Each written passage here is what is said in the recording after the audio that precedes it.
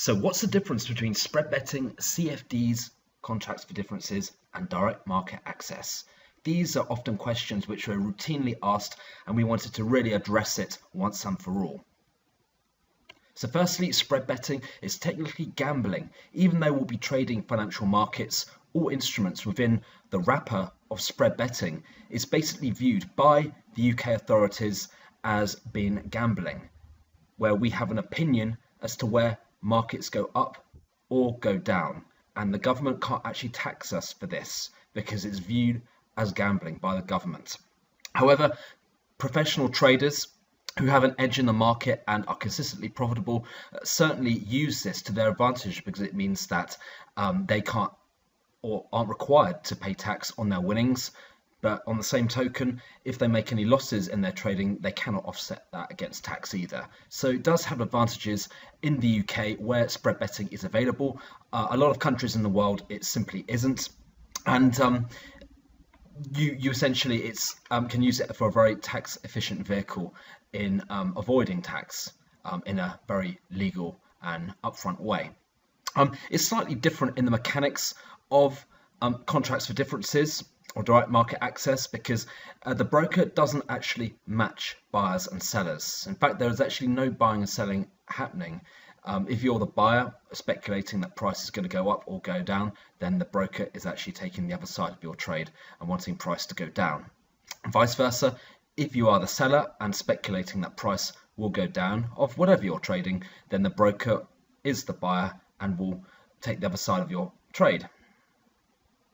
The trader trades a stake or a bet, which is essentially pounds per point or dollars per point or pip, rather than a standard lot, and will essentially look to go long or short, depending what the view is of that asset class. And you can trade all sorts of instruments and asset classes within the spread betting wrapper, whether it's commodities, stocks, indices, bonds, or even our old favorite Forex. And as we said before, the great news is that it's tax-free. So if you're consistently profitable, you don't have to declare any gains. But on the same token, the downside is that you won't be able to mitigate any losses or offset them against tax. Okay, the reason why the UK government has decided to keep this tax-free is because if they did decide to tax the minority of winners of their winnings, then that will mean that they'll have to give the people who lose the option to offset their losses against tax. And as we know, a lot of people lose in financial markets considerably, a lot more than people who make regular returns. So that's why the UK government are keeping this as tax-free for now, because it's in their interests. It means that they don't have to essentially take a hit in revenue from offsetting the losses of the majority of people who trade financial markets. And as we've already discussed, a lot of people fail because, quite frankly, they don't have a strategy, they don't have risk management, and they don't trade with money that they can afford to lose, and their expectations are just completely wrong in terms of what they can reasonably get from financial markets. So let's take a look at contracts for differences, now also known as CFDs. On the flip side, this is a direct market access where the broker matches buyers and sellers.